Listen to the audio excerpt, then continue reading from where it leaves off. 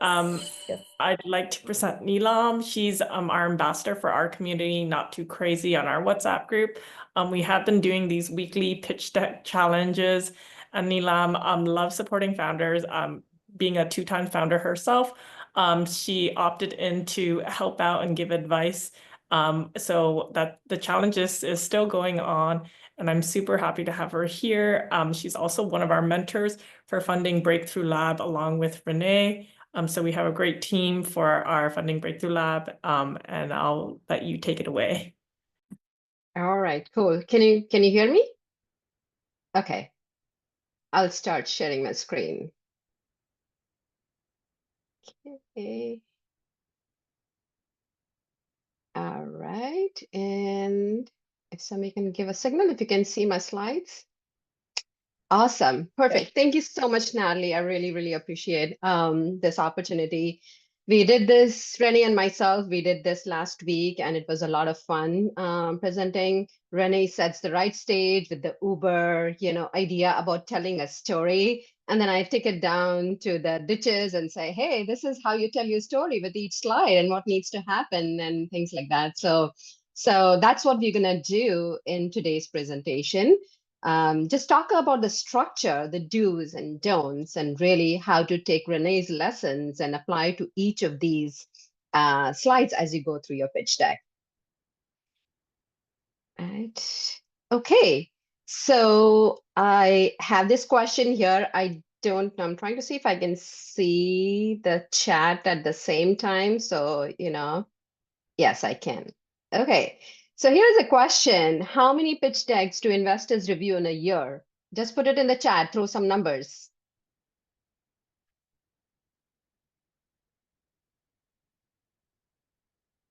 20,000, 3,000, 0. Okay. All right. So yes, it is in thousands. Um, they receive about 5,000 to 6,000 pitches in a year. Out of that, how many do they read? What do you think? How many pitches get read? Again, throw some numbers. Out of the 5,000 pitches per year, 100. Okay. Yeah, yeah. In hundreds, right? So they distill it down from 5,000. So about 600 to 800, that is approximately 10 to 12% that get read. And then out of that, there are only a handful, less than less than 1% that actually will see the funding, right? Why? Because investors are incredibly busy. They really don't, if you receive 5,000 pitches, right? What are you going to do? You're not going to read each and every slide. You're just going to scan through it. Most of us do with that everything, right? It's not just a slide deck. You look at the news, you're just scanning. So it's an age of scanning. And what you are looking for is really looking for attention. How do you grab attention with whatever you're presenting to them? Because really investors spend less than 3 minutes reviewing a pitch deck, that too if you're lucky, right? Otherwise, it's just gonna go into a pile that never gets touched ever. But that said, it's really hard to format the pitch deck because you are going to tell your story. You have so much of data. You have been thinking about this for 2 years, and you know the problems you could solve and how big the market size is, and etc. You have so much stuff in your head that distilling it down to 10 or 12 slides to make the great first impressions and to tell the story, it's a really, really hard thing to do. You definitely will not get it in the first go. You'll have to think of this as an iterative process. Like you'll have to do it like first time, really bad, cringy pitch deck, do it the second time, do it the third time, 1 dozen, 2 dozen times. And then finally you might see that, yeah, you are getting better because you're getting feedback. You're learning about how to do it. You're getting feedback from the investors and you finally getting to learn and understand what matters to these VCs, right? So why am I telling you here? My name is Neelam Chakraborty, and I have founded two startups, both of them bootstrapped. I tried raising fund with my second startup, that was Zerula, but I realized I didn't know how to tell stories. I didn't know what mattered to VCs. But I was just fortunate enough that I kind of gave away that thought of raising funds, and I just bootstrapped it all the way to profitability. My first startup, the Square House, I started that when I was on H-1B. I got laid off. So did my husband. It was post 911. I just had my second daughter, and I had only $1,500 in the bank.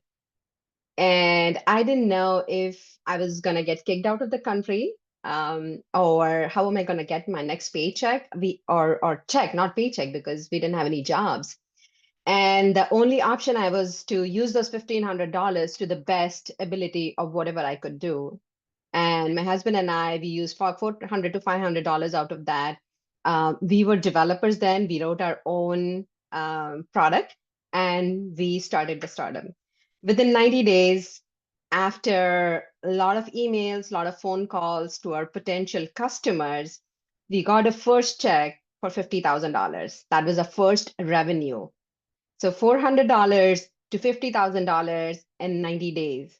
That is my proudest accomplishment in my entire career, that I feel was something that says about the times and about the grit I had at that point of time, because I knew I had everything to lose and I had nothing to lose at the same time, right? I mean, I could throw away that $1,500, it didn't matter, but then I had two kids and a husband to take care of, and I was wondering, what am I going to do? And so I made the best use of. But startups are incredibly hard, and all these sessions and pitches and stories are going to help you do it. But ultimately, it's you. There are a lot of things in you, your grit, your passion, your determination, your perseverance. Is that what is going to help you propel your startup, right? But other than that, these are all just think about as support system. All right. So in today's session, we're going to look at how to create a winning pitch deck. How do you structure? What is design? How content? How to fit in the data? What are some of the common pitfalls you should avoid? And then finally, really, how do you tailor your pitch? Because one size does not fit all. So what makes for a winning pitch deck? What are the successful ingredients, right? So there are three core components of a great pitch deck. Your content, right? What problem are you solving? Who are you solving it for? Why are you solving that problem? Right? That is your content, that your narrative that you the reason that you're starting a startup. Next is your data. How do you prove your narrative? Like when you say, oh my gosh, this problem is huge. What does huge mean? You're going to supplement that or strengthen it with data, right? And then you finally have the design. So your content plus your data is your story, and your design is the way you communicate that story, right? You have a great story, but if you cannot communicate, you're just going to fail, right? The VCs are not going to be able to understand what you're trying to tell them. So the clarity, the focus, the power behind the story could come through design, a really clear, simple design. And because 80% of the pitch deck is 80% story and 20% how you communicate it. So having a really clear structure to your pitch deck helps a lot to tell your story. And even though you say there are 10 or 12 slides, preparing those or breaking down your story into those 12 slides and fitting them in the most compelling way is one of the hardest things. Now, we will talk about some of these slides today. I mean, actually, all of these slides. And it's not necessary that you have to have all of these slides in your pitch deck. It really depends on the stage of your startup, where you are, that what of these slides would matter to you, right? And we'll look at that, what is important, not important, based on the stage of your company. All right, first things first, you have only one chance to really screw up that first impression, right? You, let's say, get a call to be in front of Preeti, right? You're pitching to her, and you really screw up by not telling her exactly what you want. Like, what are you there for, right? What is your startup doing?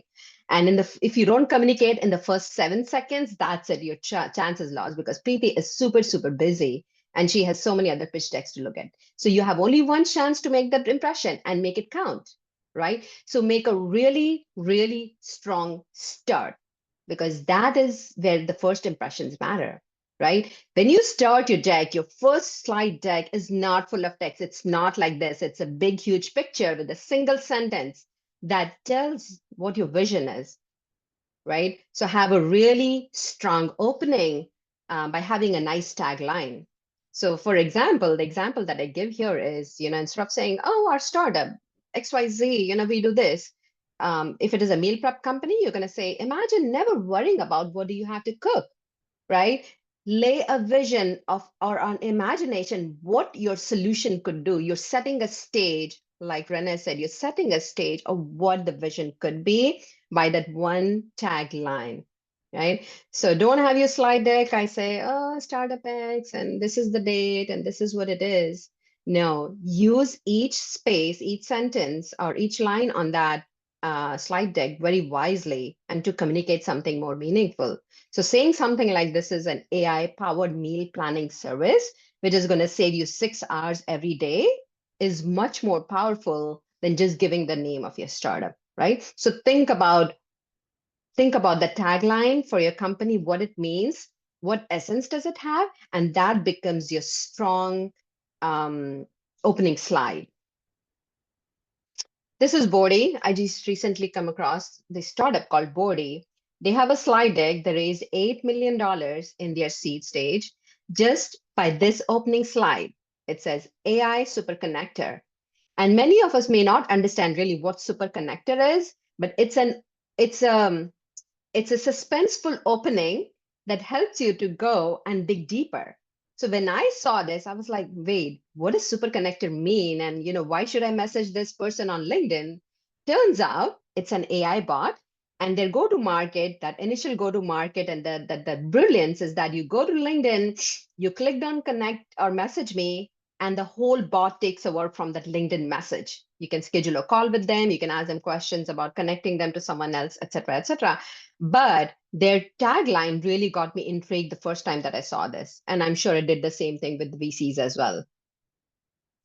So then, next to your slide comes the problem slide, right?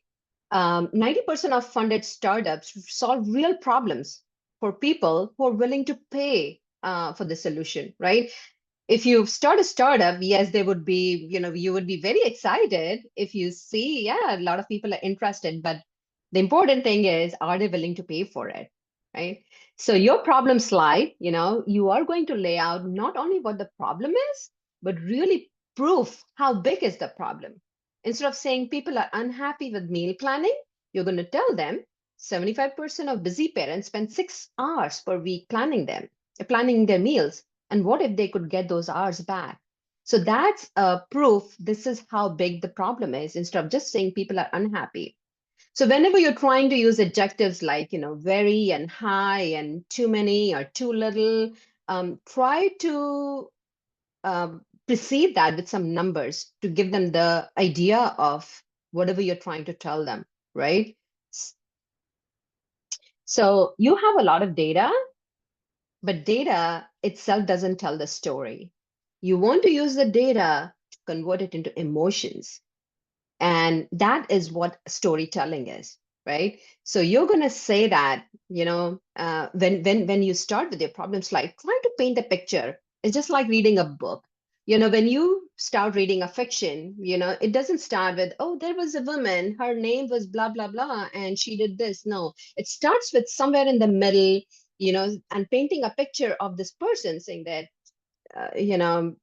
Lisa, she has been running down this path and it's rainy and it's wet and she's got her, shoes all covered in mud. It kind of paints a mental picture in your mind. So do the same thing with your problem. Instead of saying this mom is really busy, this mom is having problem with, meal prep, paint a picture. Meet Jane, a mom. She has 3 kids. She's really trying to, get her lunch ready for morning, or she's trying to set dinner for her kids, and these are the problems she faces. Paint a picture with that. It could be painting a picture with the visual, painting a picture with the story when you're telling the VCs. It could be any of those ways, any of those tactics is good. Use data, as I said, to back it up. Just saying something without any data just sounds like fluff. and doesn't have too much depth in it. So saying something like that, oh, meal planning is broken. I see I see so many slides with X is broken, and it's become so common now that I don't even want to read it anymore, right? But instead of saying this, what if you did this?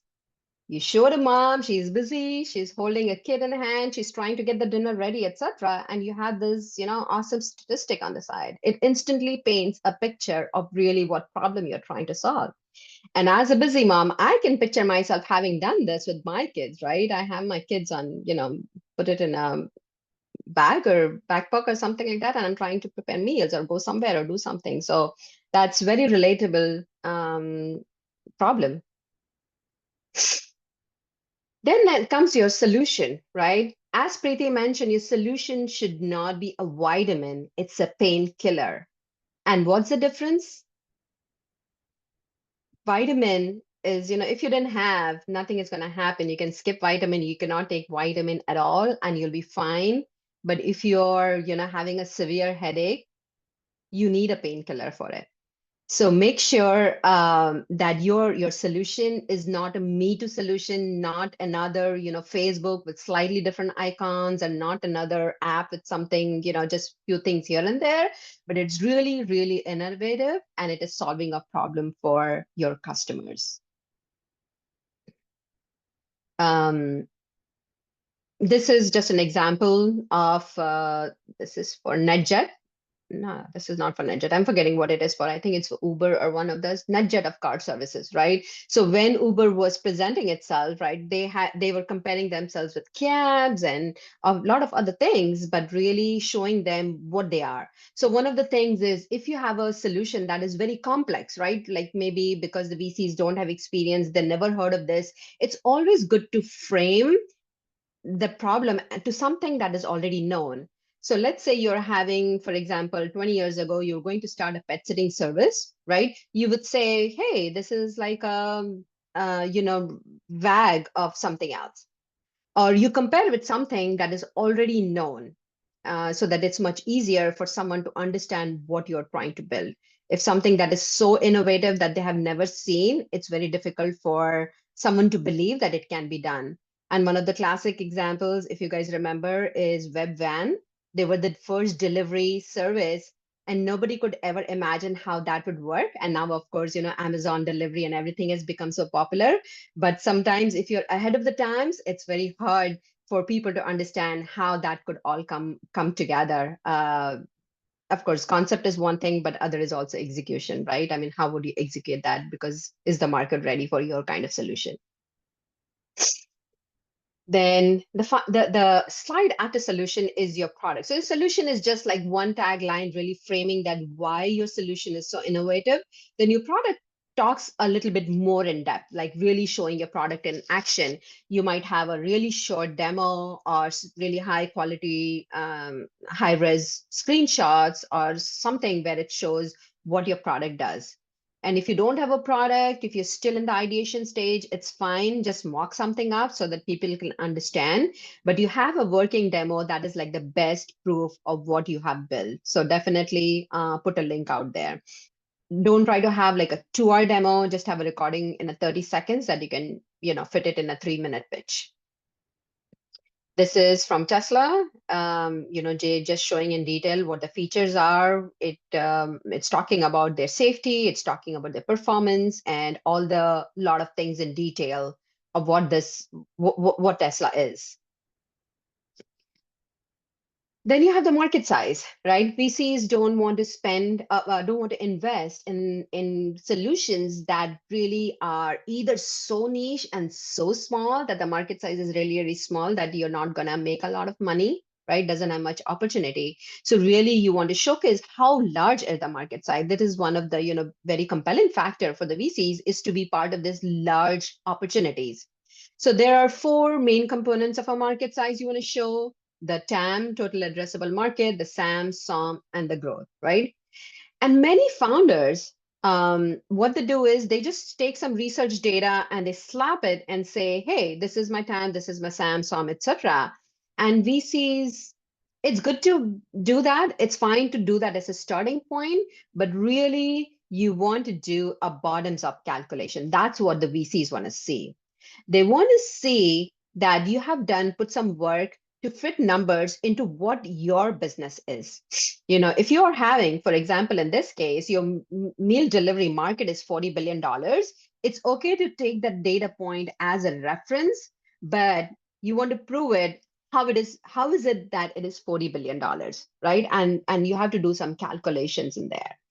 And so the example that I'm showing you here, so first of all, pick who your target market is, right? So in your meal prep case, if you're targeting busy professionals, moms, health conscious people, list that out there. Second, you estimate the number of potential customers, right? So let's say that there are 50 million such target customers and maybe only 10% of them are willing to pay. So that makes 5 million, because not everybody is going to pay for your service probably, right? They're not willing to pay for it.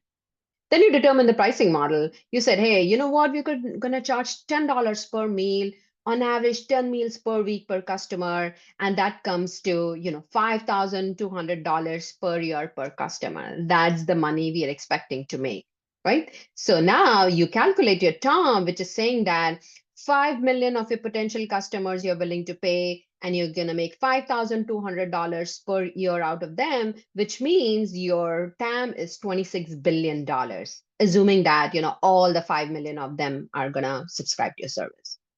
Now, from there, you want to define your SAM, which is you're going to assume that 20%, which is 1 million users, are the ones that you're initially targeting, because only major cities or the maybe a certain section of your target customer, you'll be only targeting those people. So you'd say, that is 1 million into 5,200, which is now your SAM is $5.2 billion. And then similar calculation for SOM, you're going to say in next 5 years, we can't address 20%, but our goal is to go after the 2% of these 5 big cities, right? So that makes us $20,000. And that calculation goes to 104 million. So in next 5 years, you'll be making $104 million. So this is the kind of calculation the VCs want to see, that you have put your thought, what the assumptions are, and that's how you arrived at those numbers, right? And make sure that assumptions, when I say assumptions, is you're assuming 20% of the market. Why is it 20%? And they want to see the thinking behind, why do you think it is 20% and not 10% or not 30% or more or less, right? So put some thought behind those numbers and assumptions, and be prepared to share that when you're presenting your slide deck. Questions might arise on those. So this is a market size slide of Airbnb, just how they have presented it. But there is a lot of calculation that has gone behind the scenes to arrive at those numbers, right? They're not like just pick and say, oh, we assume that we'll capture 2% of the market. No, that's not how. Tell us why it's 2%. Then as you present your slide, you're gonna weave this into the narrative. When you open your pitch deck, when you start the first slide, you're gonna start with, why are you building this company? Like, what are the market trends are saying, right? For example, now AI is all the craze. So you'd say, we are seeing AI moving to AI agents, moving to agents of agents, right? That's the trend. And that's why we want to start here. So now is the right time to start this company, because this is the trend. And there has been so much technological advances in the hardware side that they can support all this, and, et cetera, et cetera. So whatever you're building, try to paint that picture of why is now the time for this startup. Why is it ready for this market now, right? Like the competitive landscape is changing, or the regulations are changing and things like that. And so there is a need for this kind of solution in the market. With climate change, if you're running a climate tech startup, now is the right time, because there's so much focus on climate change, because there are all these disasters and all these things happening. Now is the right time to start a climate tech startup. So weave all of that into the narrative of why now is the right time for your startup to exist, and why should the VCs fund it. Then another slide you would have is on your competition, right? VCs want to see, where do you fit in this big picture of so many other competitors. Let's say you're in a crowded marketplace, like today, everybody's building an AI startup. Where do you fit in, right? And why you will succeed. So you telling, hey, we don't have any competition, we are the first of our kind, is not going to cut it out, right?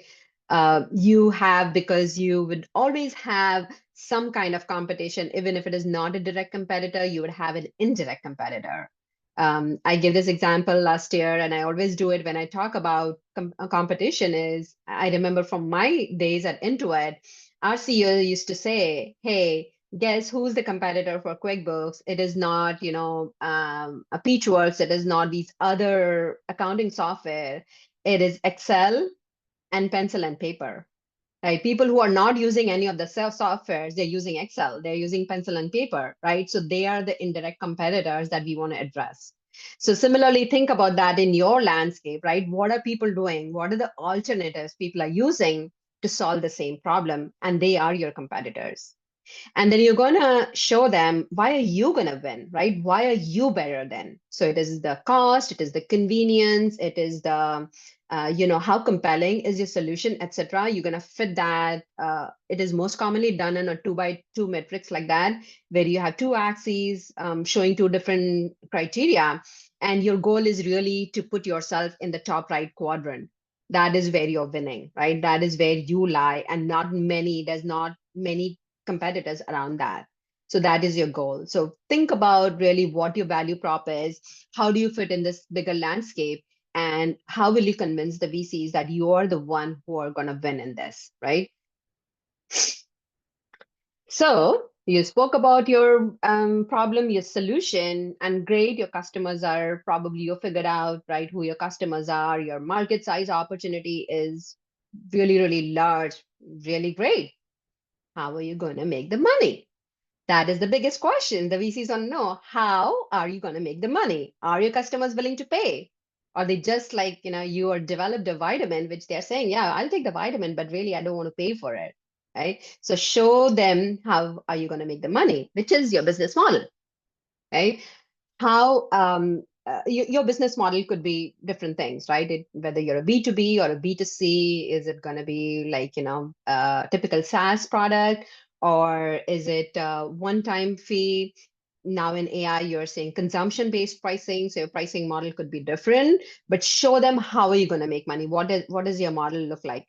What is each customer going to pay, right? So included revenue streams, what your pricing structure looks like, but also like what your burn rate would be. Like how much are you going to spend to get your customers?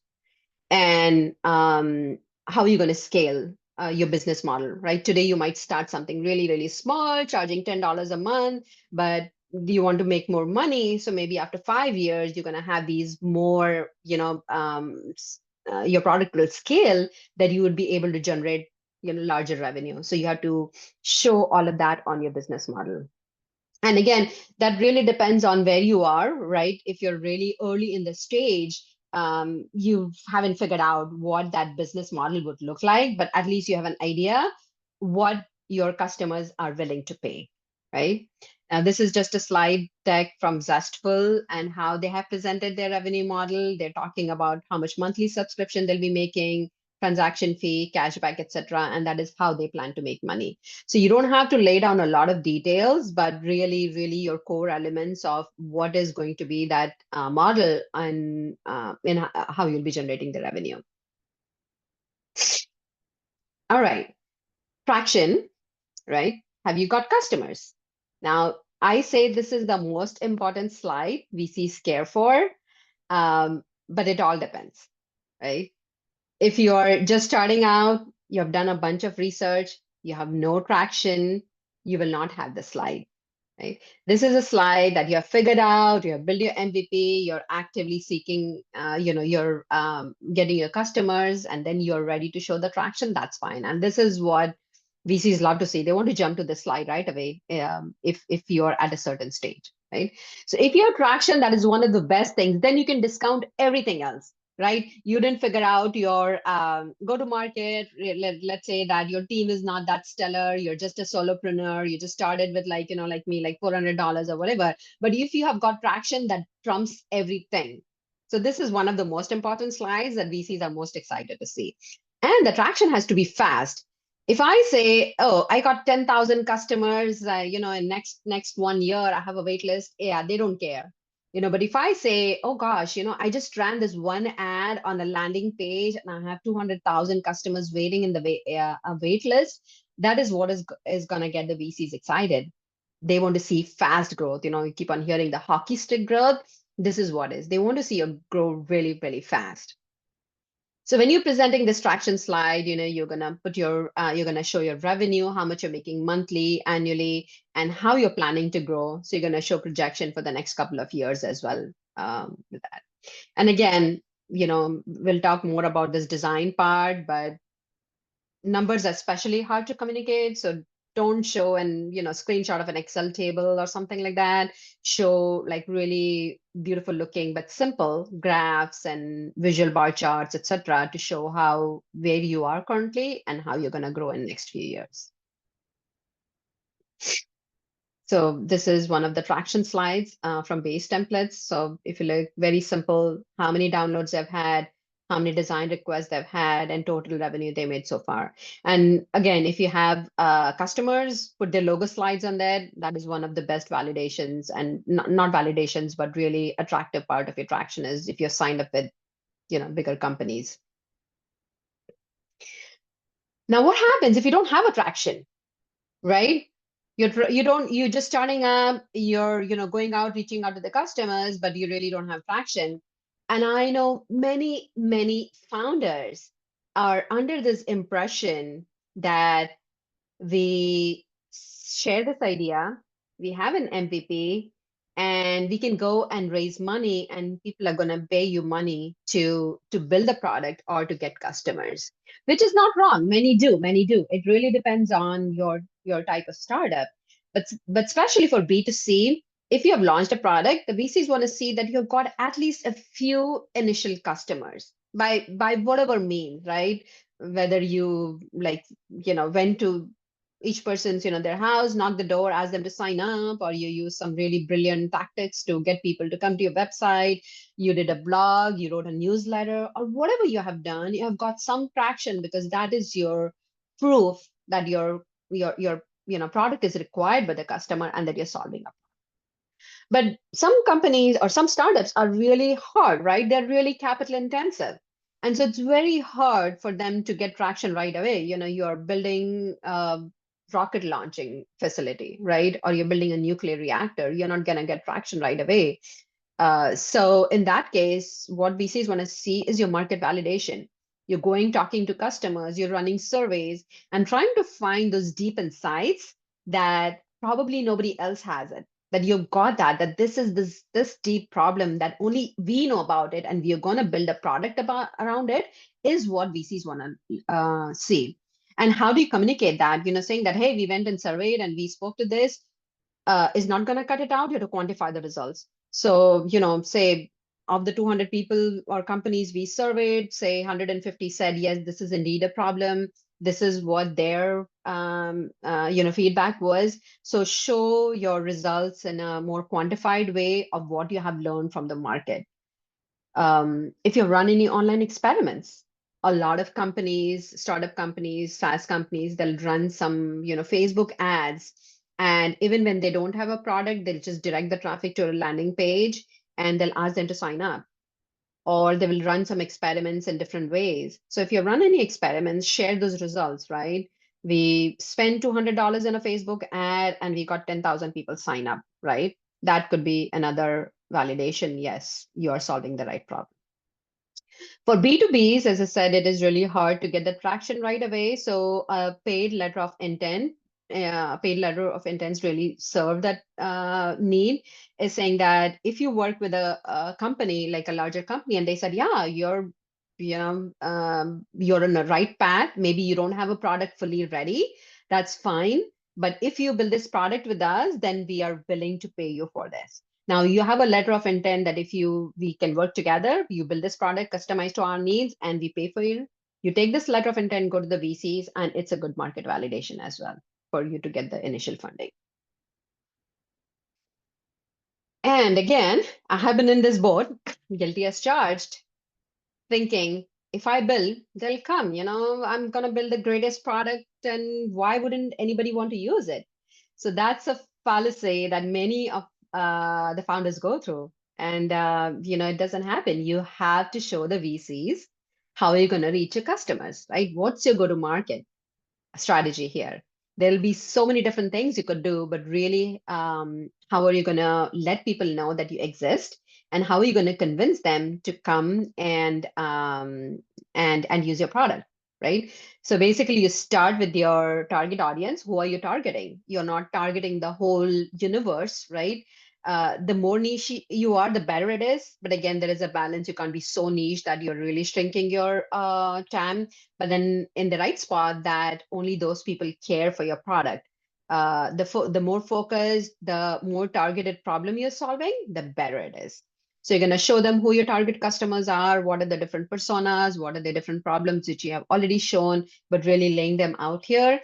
And then showing how are you going to reach them out, right? Are you going to use sales? Do you have to, like, if you're a B2B product, do you have to hire sales folks, or you're doing some kind of a product-led growth, or you're going to have partners to sell your product? You're going to have influencers, right? Whatever that strategy is, you have to lay it out and convince the VCs why that is the right strategy, showing them that you have thought through this whole thing, what strategy fits your go-to-market, right? You can't just say, oh, yeah, well, you know what, we're going to hire an army of salespeople.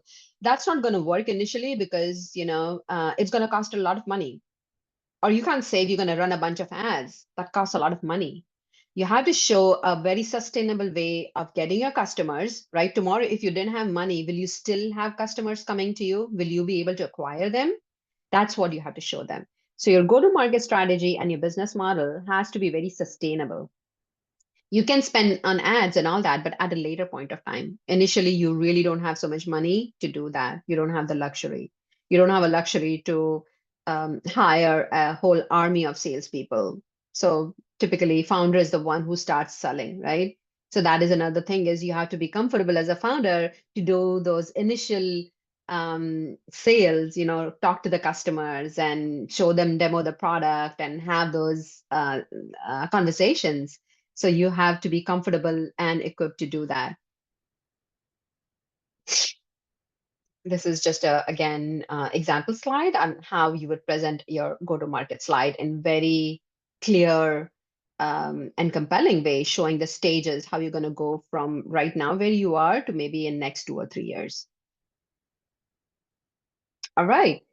Now, as many of the speakers earlier said, in the initial stages, it's just the team, right? The VCs are just gonna bet on the team. You got the stellar team, and you're probably been a second time, third time founder. You come from a really pedigree college, or you come from really lot of experience, large companies. Some of those medals that you wear is something that the VCs or the early stage investors are gonna bet on. Or you've had connections. You got a warm intro and you went to them, and now you can convince them that you are the right founder to be funded, right? So team is very, very important in the early stages when you really don't have much to show, right? Even if you have MVP, it's just an MVP. 80% of the companies pivot in first few years, even after having built the MVP, having built the full solution. They figure out, hey, maybe there is, not the right product they build. They are gonna pivot. So there is not much to show, and team, their experience, their passion, and perseverance is what you're going to showcase, and that is where your storytelling, your back experience is going to come into picture. So definitely showcase your team in the best light that you can if you're really, really early stage founder. Just a slide, how would you present your team? And then finally, ask, right? You're asking for money. You are there for a reason. But if you're again going back to early stage, you don't have much traction, you have some market validation, you're still in the MVP stage, don't expect to get funding right away, right? When you're presenting, And this makes a lot of difference, like mentally how you're prepared. If you go with the expectation, oh, you know what, I have this great idea. I've got this great pitch deck, and I want to walk out of this meeting with a check. That will be very discouraging to you if you don't get it, right? It will be very annoying and frustrating. So go with the mindset that you're going to go and pitch. First few pitches you're going to do is just for getting the feedback. Sorry, could you please show the team slide again? Oh, sorry, I'm just going to go back. Somebody wanted to see the team slide. Just for a second. Okay. You're welcome. So if you have traction, you've kind of figured out this, you are at slightly later stages, you are seeing, a pickup in your traction, and now you think you're ready for investment, you want to ask them for money, be very specific how much you're asking, and what are you going to do with that money? And VCs want to see most of the times they want to see that you have plans for growth, not that, oh, you know what, this MVP didn't work, we're going to build another product, right? You're not going to get money for that. So you have a product, right? You're going to scale it. You're going to scale the team. You're going to find out more expansion capabilities is where the VCs want to see. So you're raising $500,000. You're going to say, you know what? We have this product and we're going to probably scale our operation from 2 cities to 5 cities now. That's mostly the VCs want to see.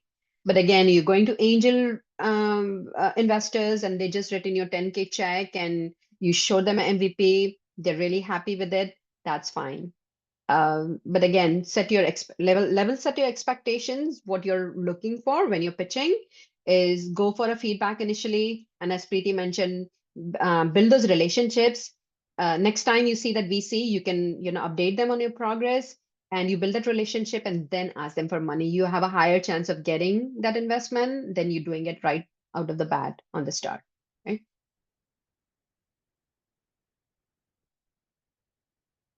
There's a question I'll just address right here. I'm confused. Is the advice to ask for money, but only with traction if early stage, ask for feedback? Yes, yes.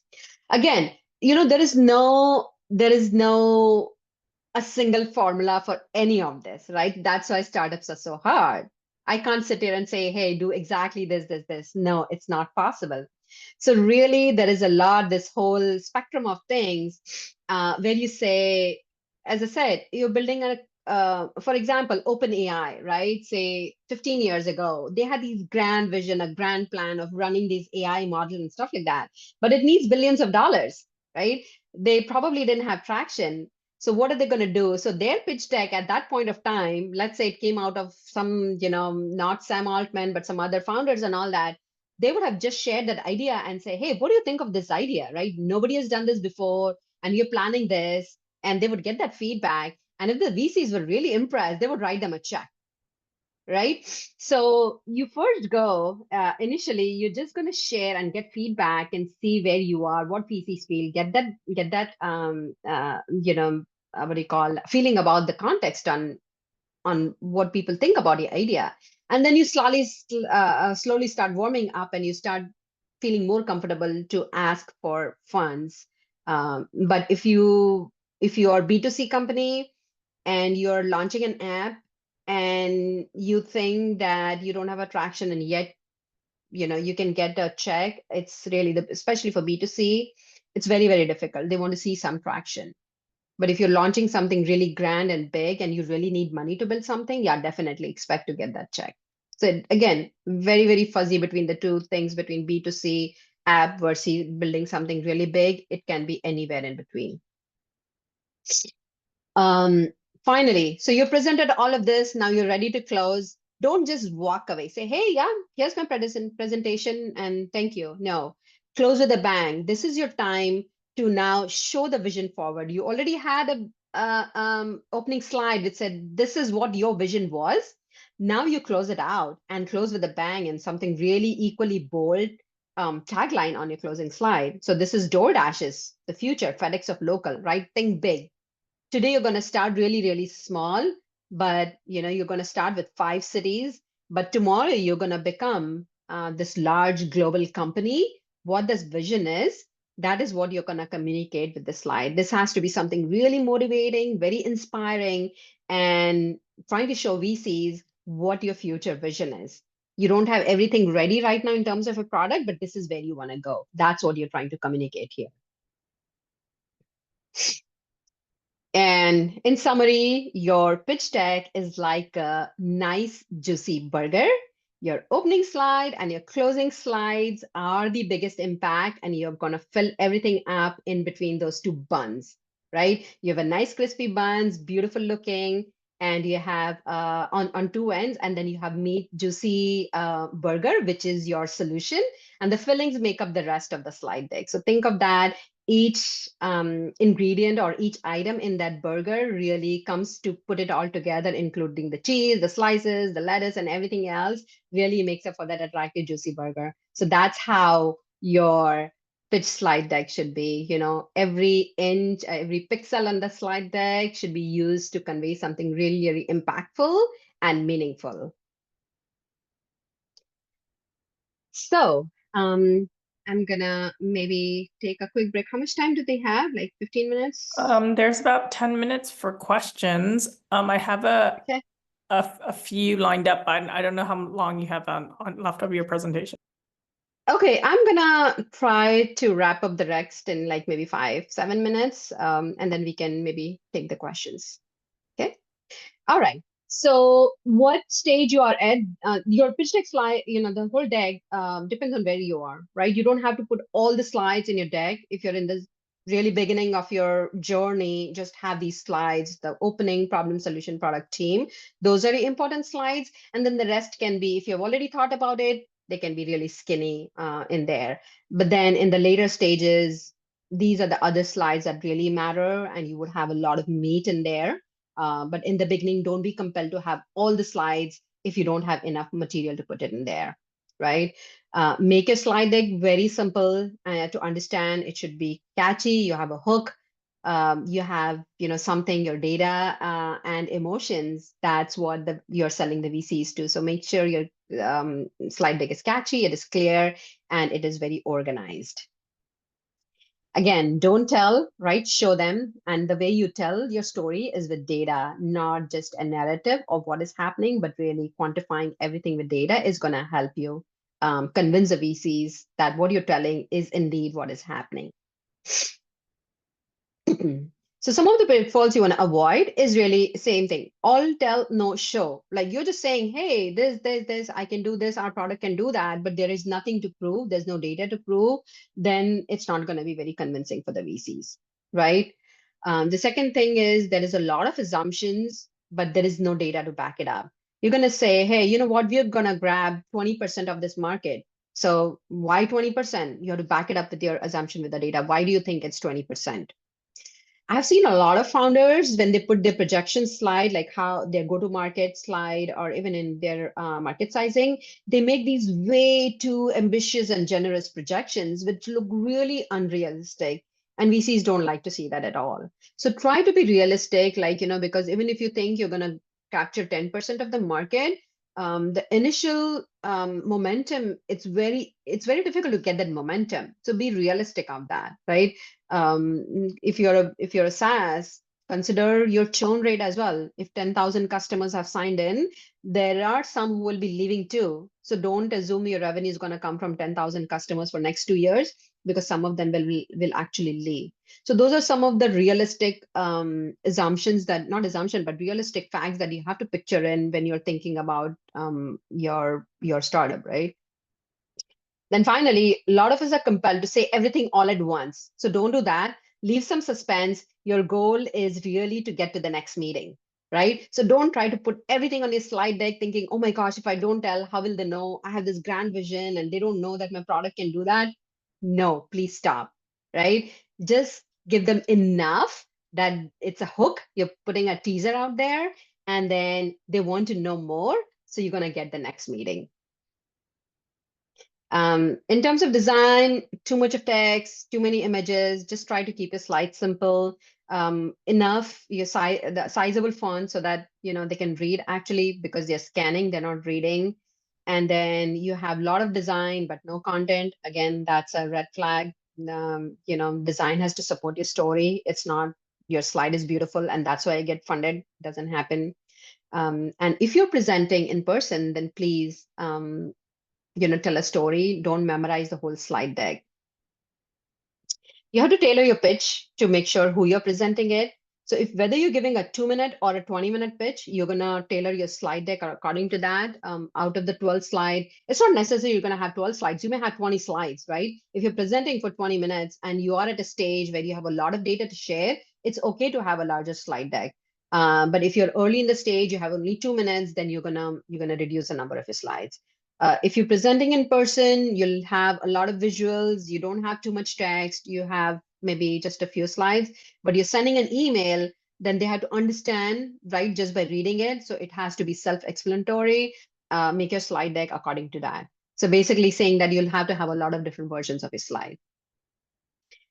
Depending on the type of investor you're pitching to, your slide deck could be different, right? Whether you're it's an angel investor, VC, or you're having a strategic partnership with another company, that slide deck could be different, right? First of all, research investor. You're not going to reach out just because that person is investor. But as Preeti mentioned, each investor has a thesis. So make sure that their thesis matches your industry or your domain or their expert in your field, and go and pitch to them. That is your higher likelihood that you'll get funding from them. So early stage investors, they care for in your big picture thinking, your vision, your story, your team, etc. So that's what you will focus on when you're presenting to them. Versus VCs, they care about the market size, how you're going to scale, the big numbers, etc. So that's what you're going to focus on if you're presenting to VCs. If you're having partnerships with large corporations, they care about the synergy between the two businesses. So try to highlight that. And if you're one of those building those, social impact or any kind of impact startups, then you're gonna reach out to impact investors, and they care about the balance between the profit and the purpose, and that's what you're gonna highlight there. Finally, make them believe, right? This is your story. This is what you're making. And it's not only about numbers, it's about so many other things. It's about the future. It's about the vision. It's about the problem you're solving. It's about your customer, who's the hero. Make them believe that you're doing the right thing to get funded.